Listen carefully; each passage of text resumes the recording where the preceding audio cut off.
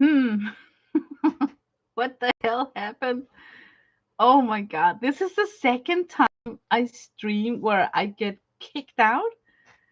What the heck is going on? It has, hands down, it has never happened to me before. I've been streaming quite a while, you know. Never have I been kicked out.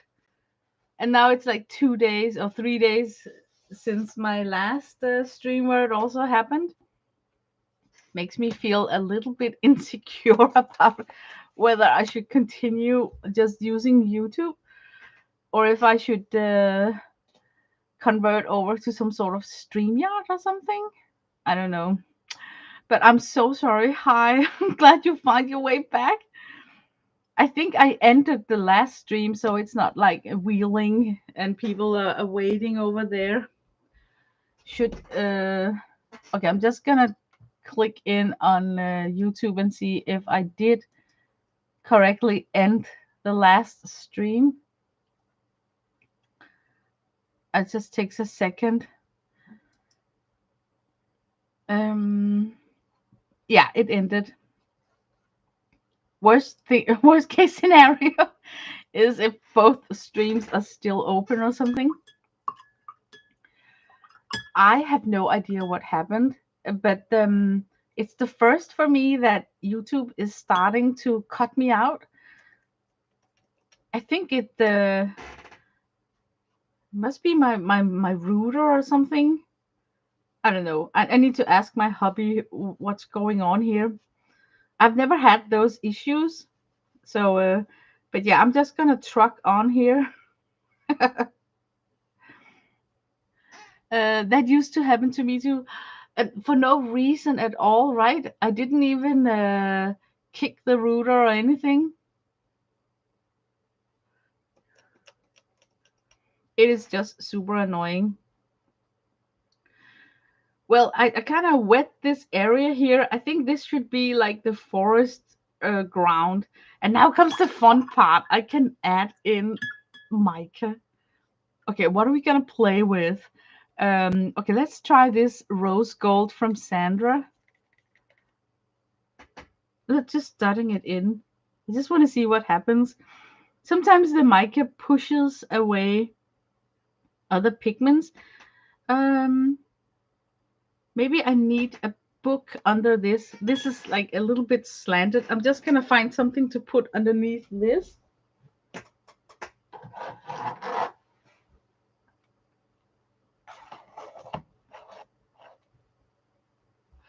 So it's a little bit more flat now. Ooh, all the light is getting you're getting a glare. If I put my color pencil there, then hopefully it's not so bad. Yeah, hi again. I didn't even do anything naughty, and then I just got booted out of YouTube. So I was like, what happened? And then I leaned forward, and my boob just destroyed that drip I had going on there. So I guess the abstraction has already started on my page. I think I want to try a mint hill down here. I'm also curious to see what does this pan that consists a bunch of white, how does it connect with watercolors that are not having a big concentration of PW6? So I'm telling you guys, you'll learn a lot with this abstract art here. If you got questions about how does things mix together and what happen color wise when they do, you should practice this style here. But in a way, I'm happy that I sort of got booted out because it gave me opportunity to write that I am inspired by Alison Dawrant in my title. I was sure it was my connection because I had trouble yesterday and it was your fault. Okay, maybe we are just having a glitch from YouTube. If you also had issues yesterday, because I'm sitting here thinking about, did something change in the setting of my router? Because It's the second time for me in a week that I lose connection, while I'm sitting here live. And oh my God, the when it happened last time, I was just trucking on. I didn't even notice that I lost the crowd. So I was just really thinking like, how can I ever do a catch up when I restarted the new stream? But it went okay. Yeah, I'm making a purple hill over here. So far, I don't really have a game plan, and I think that's how this should be. But I do want to put it. You know what I got from Debbie Epps? This grape mica. It could be so cool to use it somehow. I think I just want to put in that mica just randomly here. You know what I like? I like when you use one color and then it's represented elsewhere. So I think I want to strengthen up the color up here.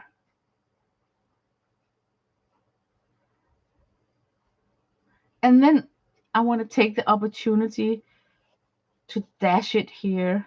So it's like represented elsewhere. And this yellow and that yellow, I think that could be like one representation. But I think I should wet down this area here and then come in with oh, I'm so leaning to these mica colors. Hi Renee.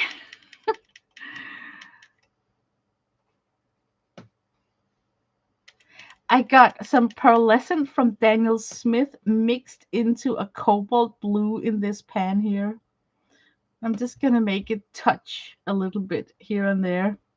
When this dries up, it will have this sheer shimmer over it, but it's not like taking over. It's just like really nice looking.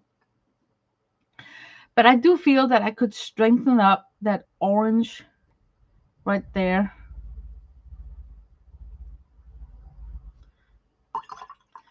And the way to make that kind of move could be like to just add more of the yellow here and then a lot of water, like just try and bring it up.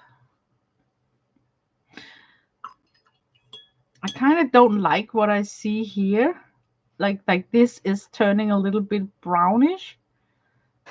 So maybe I could cover that up with a darker color.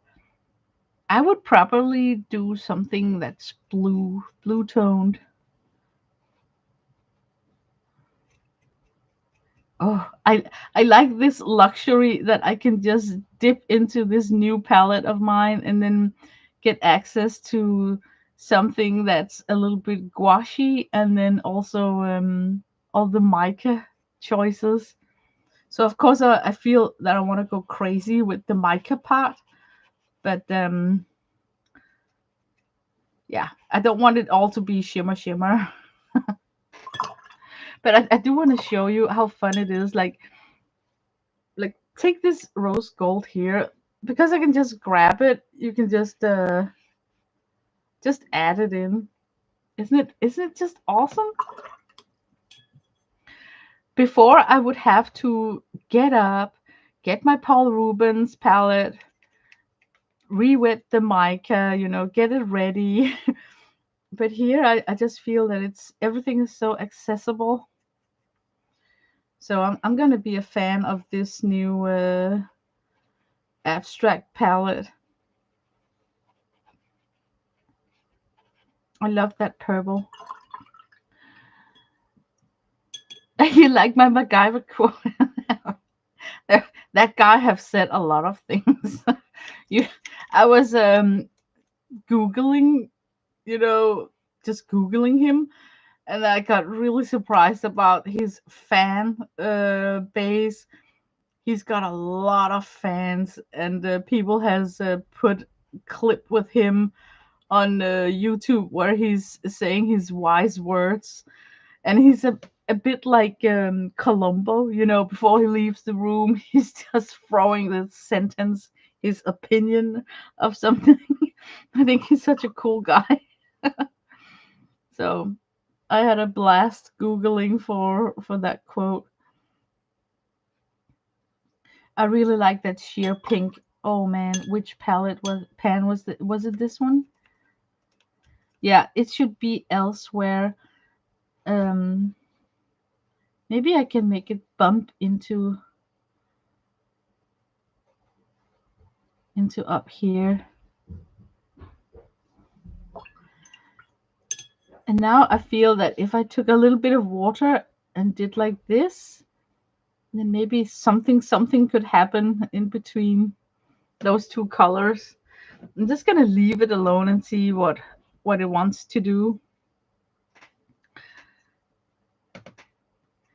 I want to carry this blue here over this page. I got a pocket here, so I think it's fun to decorate that pocket front page and then the back side of it at the same time. I'm thinking that I need to saturate some of the colors, because if I want to go on top of this and making white polka dots, they really need like a more dark color to be added on so they really can shine. That white gap right there, I think I'm gonna cover it up with a mica color. Let me just try this gold here. Guys, I transported, believe it or not, I transported this gold into this pan. Let me tell you how I did it, because you might be needing that trick one day. Okay, I'm just gonna sort of end this. Okay, let me grab the palette.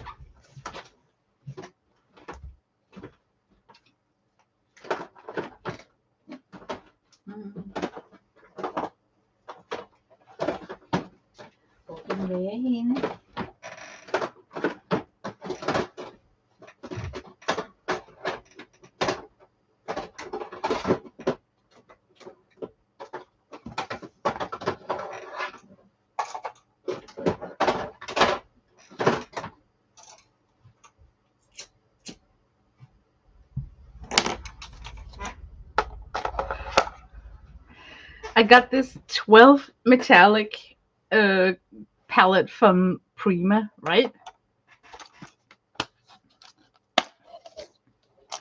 Did you hear that sound when you're opening the palette? It freaks me out.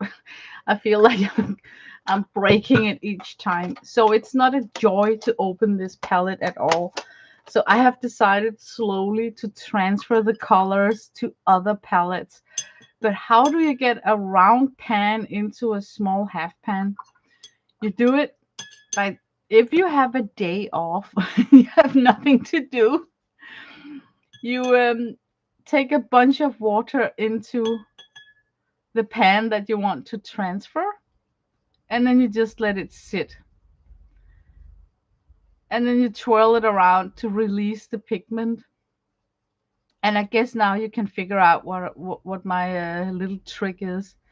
You just scoop it up with your brush and wet it. Just transfer it to an empty half pan. And then in time, tomorrow, all this water will have been evaporated. And what's left is how your pan would look in this palette when it's dry. You can have like a bunch of water in a watercolor pan, but when it's drying up and the water is evaporated, it just becomes a dry half pan again. so so this is my plan of how I'm slowly gonna move all these mica into this abstract pan here, just one by one. And now I got a mission, because now I got the designated abstract pan. So now there is a place they can go. So that was a little bit MacGyver, right? I don't want to let that gold go to waste, so I'm just gonna twirl it somewhere. I've got a lot of these twirls. 1, 2, 3, 4. Always like an uneven number, right? So let's twirl. Let's make a twirl here. Now we got an uneven number of twirls.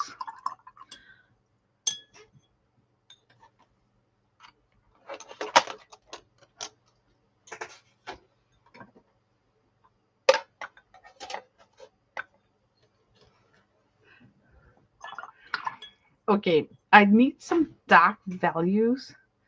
I like when there's something like really dark. So first, I think I want to place that dark here somewhere, just as a starter. Or maybe I can darken up this. And maybe over here.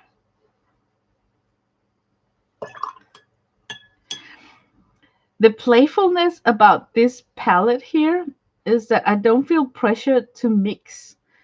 Usually when I paint, I'm thinking about mixes, like I could mix this and that color by doing this and that, you know. But I am meant to just dip and go with this abstract selection here. And I can feel that it feels healthy, you know, to not have that pressure. Okay, I need to bring in some neutrals. And I'm thinking, how about this gray right here?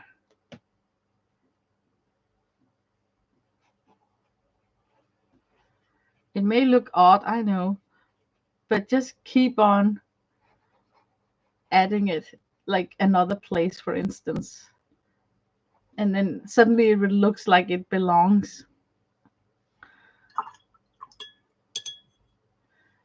I kind of trust that madness. So I'm just gonna let it go up here. I don't want to touch the text beam paint because it's made with Tombow markers and they are water soluble.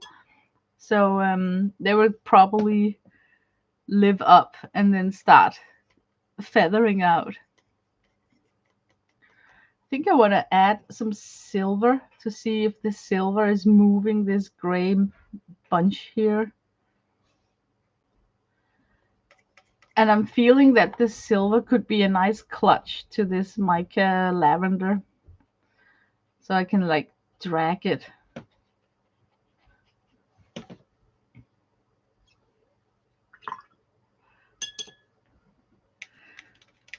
I'm crazy. I want more black. I think I need some sort of dark contrast here and there.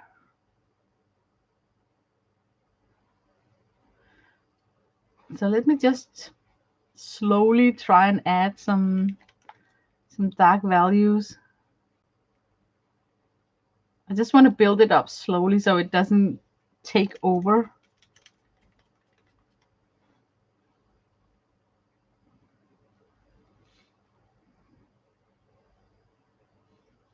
Yeah, all this is still new to me. So I kind of feel, you know, like I struggle letting go of my brain. Does it make sense? Like it's a task to not overthink composition. So I'm just going by where I feel that there should be some sort of contrast.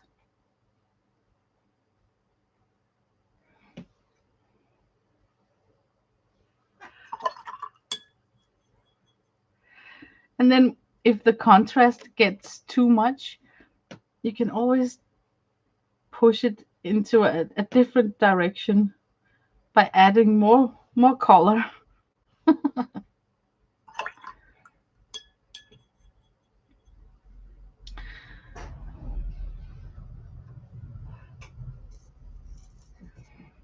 I think this is like very white. It's okay with me. That's white. I think something could go on here. I'm gonna pull down these to the ground. So it becomes like tree, yeah, trees. I wonder what I can make to make it look more like a tree. Maybe I could try with some sort of elaborate branch work. Because I feel as soon as I put in the stick of a branch, it might connect in my head as that have to be a tree, right? And then maybe bring back to life this yellow part here, so the branch can somehow merge together. That's what I'm thinking. I think I should have like more branches, maybe over here. Okay, I got an idea. I'm gonna put in the green up here so my branches got a wet paint to bump into.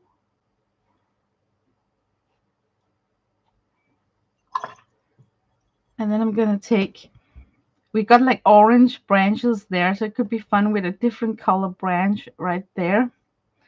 So how about this strange, it's not an orange and it's not a red.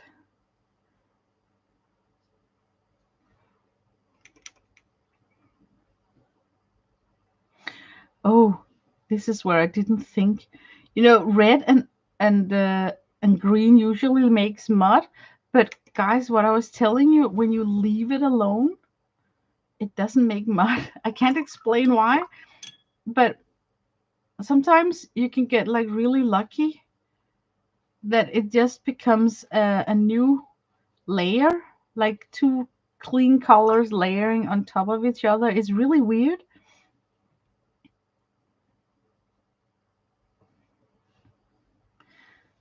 Yeah, I kind of like. I'm getting the vibe of trees.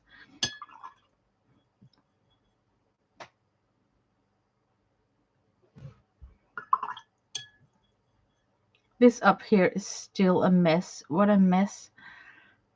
Um, I'm thinking. I'm just looking at it. Maybe I could have something that ventured up here, but it has to be something very sheer. So I got this very sheer green color.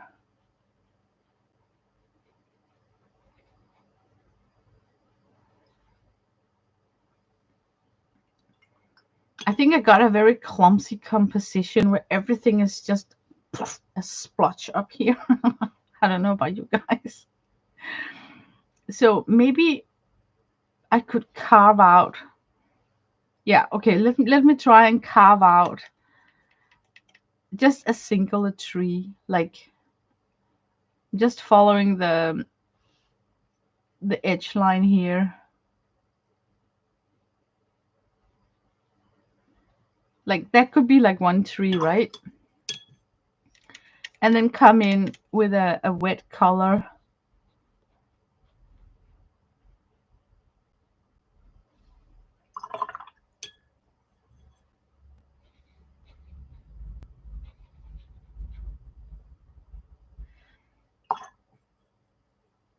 And then we definitely have like a strange tree right there.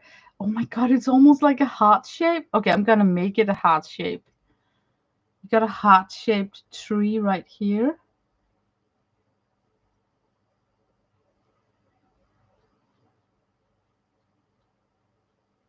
Do you see the heart? I think I can, with mark making, make the rest of the wing of the heart. Or can I glaze a little bit more over here?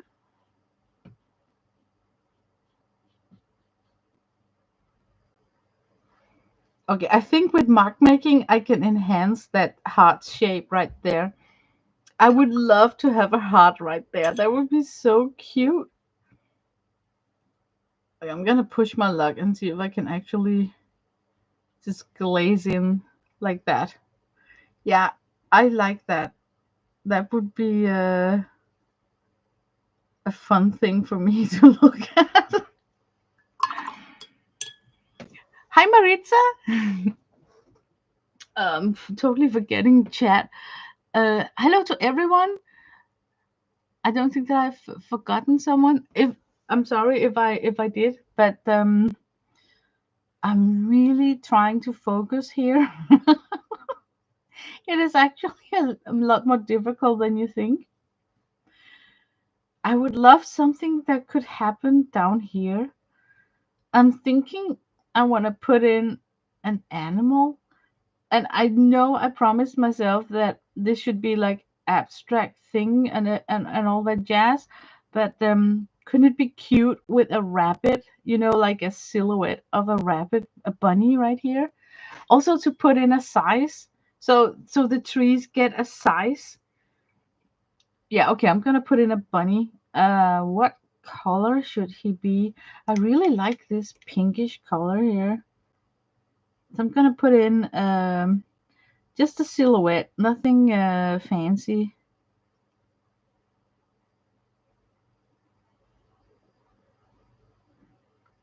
And then just this. Ooh, and if I do get a little bit fancy, I won't put in color in the white of his tail. That is stinking cute. Yeah, I like that. I like the idea of something in a size so that this gets spun up into being a bigger forest, if you know what I mean. Um, I'm so tempted to just do like this with wet water and see what happens to the color of the bunny. Like, is he or she going to melt together with the ground? Maybe it should have been like a darker color. I'm thinking also. Like, how about?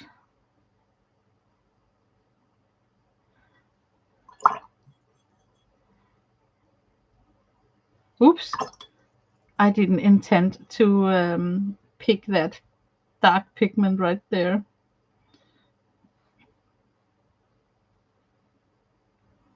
Oh, it could it could continue over here.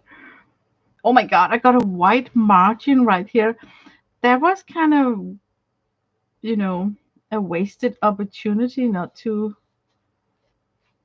incorporate that.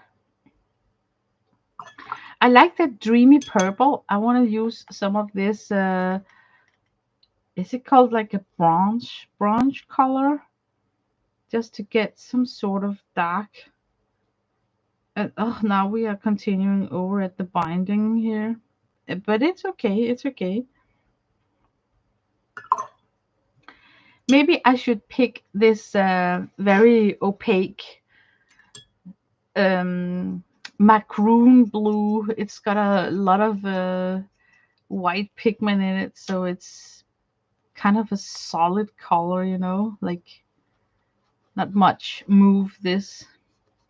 I can just be messy with it like this. Yeah, I kind of like that, you know, it's a nice feeling that it's like that. But it could be cool to break up this cluster. Don't you think that it looks weird with just this big cluster here? So I wonder if I should break up the shape of that round cluster by deviate with some of the colors like this. I can even mix a little bit of black into that. So your eyes really focus on this part here that's kind of leaving the page. And I think I want this part over here to go that way. Like I want to break up that balloon shaped composition I got going on. So maybe this here. I know it's a nice little tree, but maybe something should actually happen to this tree right here. And maybe we can use the gold paint for that, so it's not so in your face, but still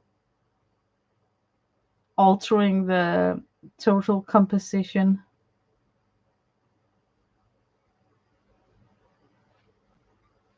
That looks really weird. Okay, I don't like that. Maybe I should see if I pump it up with yellow, if it becomes a little bit more likable to look at.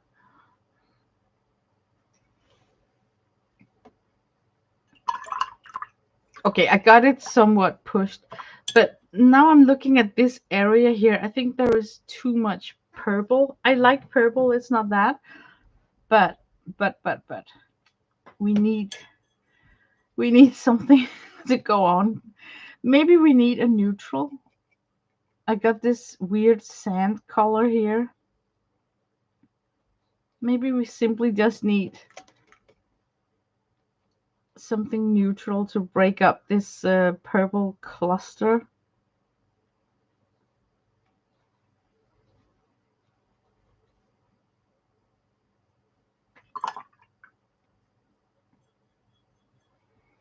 This also got a weird ending, wouldn't you say so? Maybe this need a darker color, and I don't want to use black because I do have some dark down here. Maybe this need I'm looking. Okay, how about this? It's still in the purple family though, but it is a bit darker.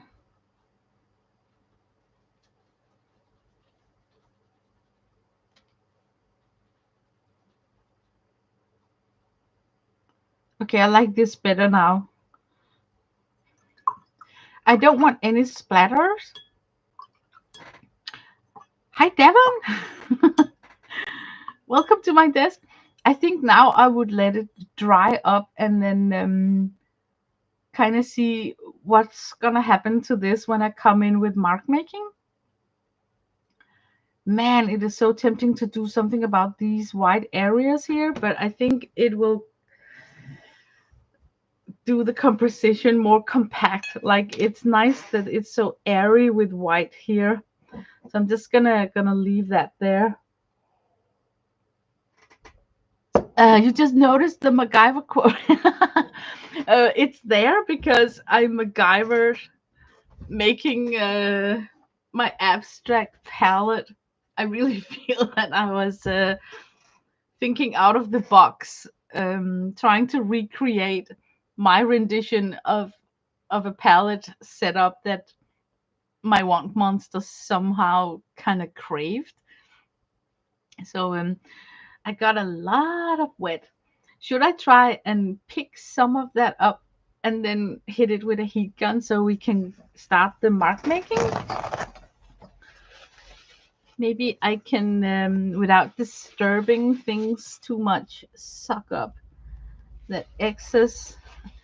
Ooh, I got a lot of yellow just balancing over here on the edge of the paper.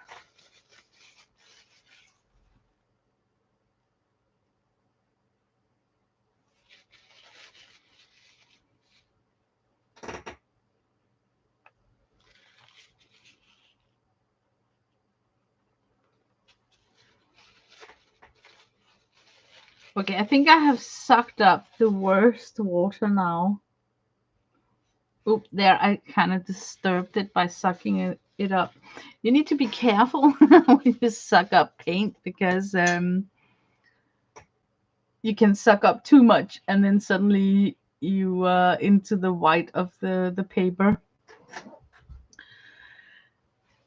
I hope this is dark enough for the white dots to come through, you know. So we'll see. Oh, thank you, Devon. Yeah, it really helps my channel with the no sucking paint, Barbie. That's true. Yeah, please. I'll take any thumbs up that you can spare to help this channel out. Okay, I'm gonna hit this with a heat gun so I can come in with my mark making. So I'm turning it on.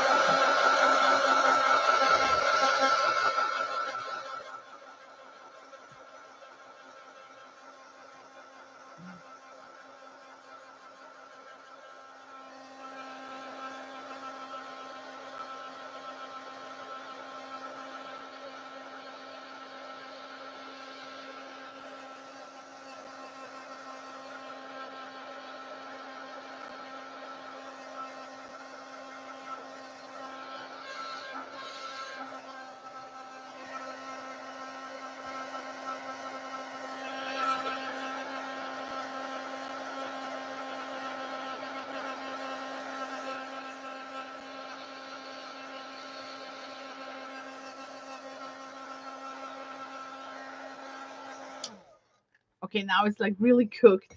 It should be dry now. But if it's not really dry, I feel that sometimes the acrylic white marker is not doing its job. Probably it will just get soaked into the pigment.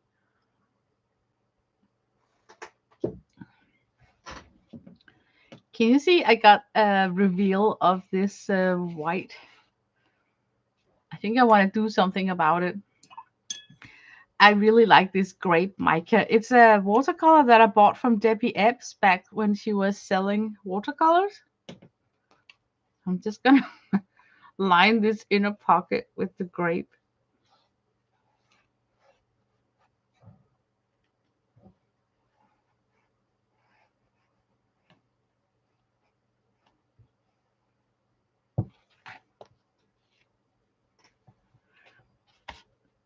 Let me see, like this.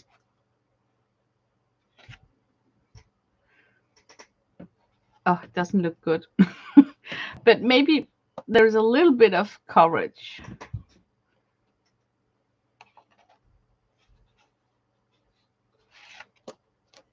This is messy.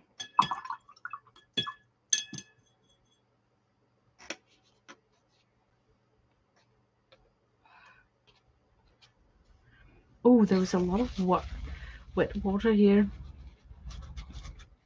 Yeah, this is messy. But I think I took some of the white edge. The plan is to put something in this pocket here, so I shouldn't be worried about the white background. Okay, I'm sitting here waiting for it. Still feel kind of cold. Okay, I should hit this area here just one more time.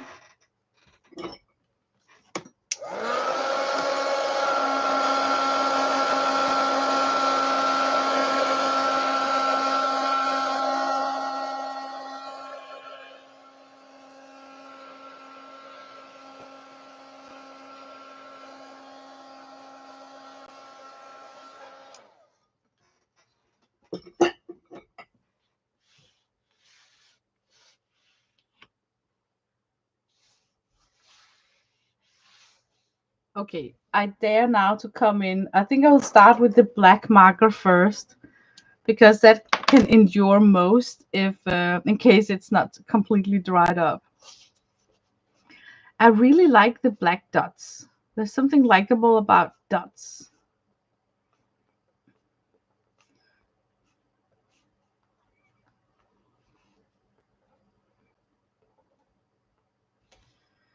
So maybe if I dotted out all the yellow part, so it kind of looks like they're together. Ooh, look here, we have some wet paint right there.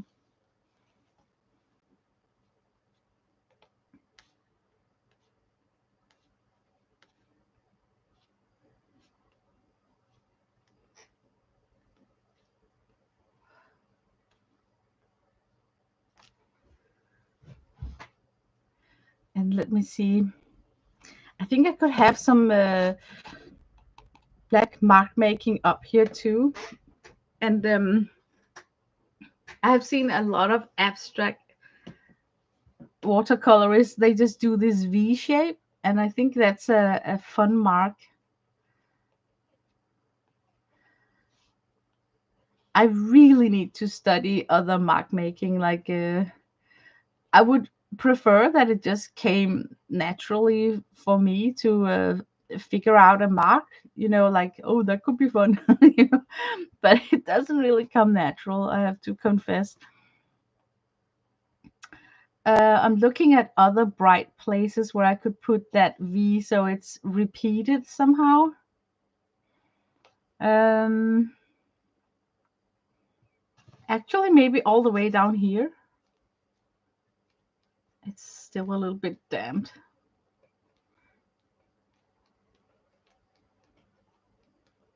I see that Alison Dawrant, who is my inspiration source to this, she calls it art poetry. I don't know if it's a general terminology for this style here, but she likes to take her crayons and then just whoosh it through.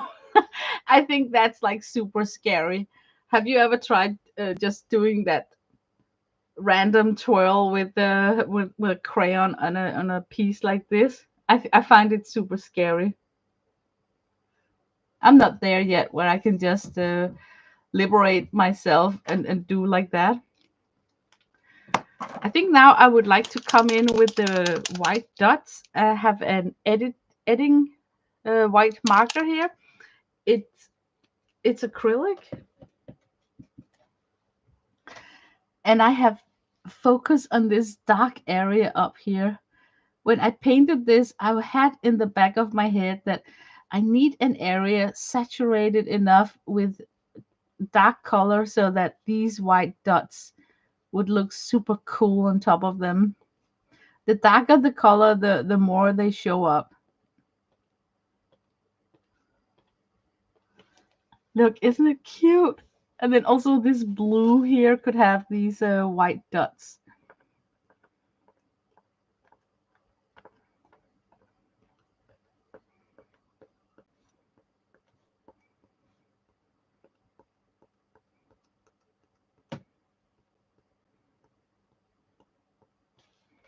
I think that's super cute. I actually don't think that I should touch this heart at all, even though it could be cute to come in with heart-shaped mark making. But I think the way that the mica is landing right there makes it looks like a heart-shaped balloon. So I don't think that I want to disturb that. But I do want some white dots down here on the saturated green area, because they would probably pop, like really show up here.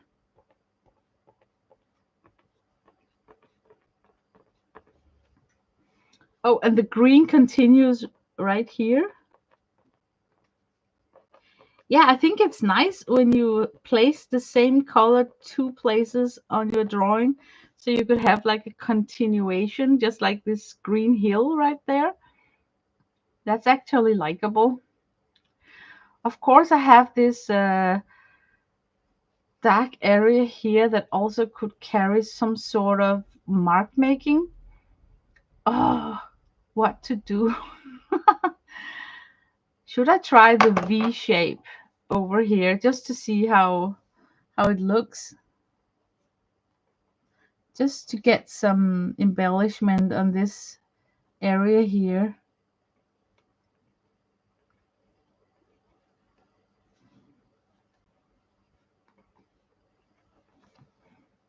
I like that.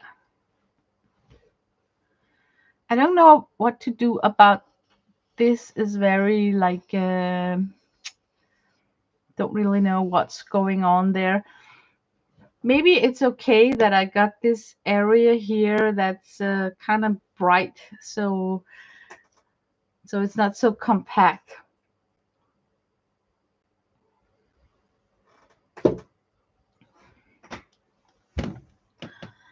Um, I'm thinking. I'm tempted to add a little bird on one of these branches here, and I got like this silver pen, so maybe I should add just the silhouette of a bird.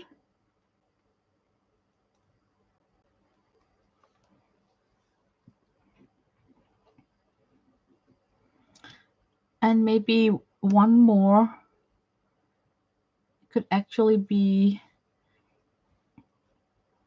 maybe a bird could sit up in one of these strange things that's up here. So instead of mark making, I'm drawing in some small creatures.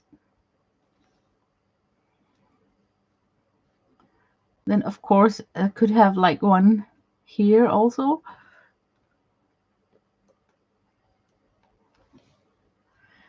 I think I need another one here sitting next to this guy.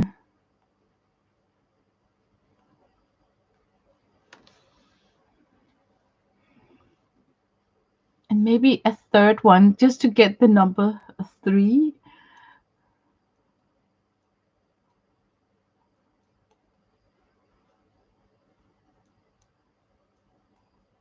And it's just like a really clumsy shape of just a bird. I like this gel pen. It's a silver gel pen. So I am looking for a place where maybe I could try with some silver dots on this pink cloud here. Letting them run into this gray area. Yeah, I like that. I kind of feel done, like I feel I don't want to. Yeah, it's a strange style. It's not my style. It's Alison Dawrant. I really like the approach because I love watercolor. So the idea of just having splotches that's gonna melt into each other is something I like to see. So sometimes when I feel like I just want to swatch, I don't want to paint. I think this could be a nice doodle kind of thing to do in the morning. So I want to embrace that abstract more in my art journals going forward. I've always found it difficult to do abstraction for some reason. I tend to think too much, plan out too much. But I'm just gonna allow myself to be stiff doing it until I'm getting more familiar with it. Okay, let's feed this pocket and see how does it look. When you're using the pocket. I like it. I like it a lot. This is good. Yeah, oh man, that is so sweet. I am so happy that I made this branch out so you can see that something else is going on in the background. Yeah, this is good. It's a good pocket. I like it. So, um, I believe Alison is Canadian. Yeah, what is it? She always says this sentence when she starts her video. Calgary. Is there something called Calgary in Canada? Maybe not. She always says the same sentence when she starts her video, like, "This is Alison Dawrant from Calgary in Canada." Oh, doesn't sound uh, correct. But I think I want to end this. And Calgary. Okay, so I think she's from there. Yeah. But I think I want to call this the end, or what is it called? Oh my god, you could have like something yellow, so it's like a sunset. Okay, I'm just gonna add in that bright yellow as it's a sun going down.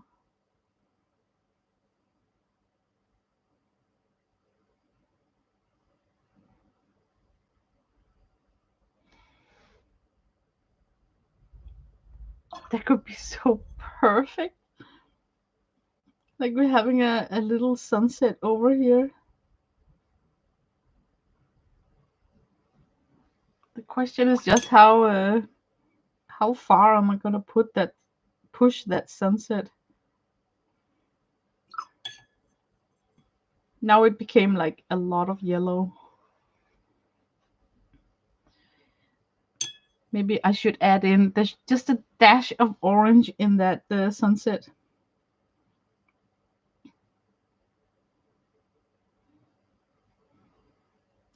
Of course, I had to place a plant in front of my sunset.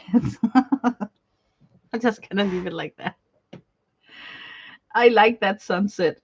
It makes me think that the rabbit is actually looking at it. Like that's the reason why the rabbit is on the hill. I like that. Oh my god, look, I can just keep on carrying that orange color. Okay, I'm gonna stop that orange. You lived there for a couple of years? Oh, yeah, they have a lot of mountains. I see that in her artwork. So it must be so beautiful. But guys, I think I'm gonna end now and then wish you all a nice upcoming week. And oh, your brother lives there? Oh, that's nice.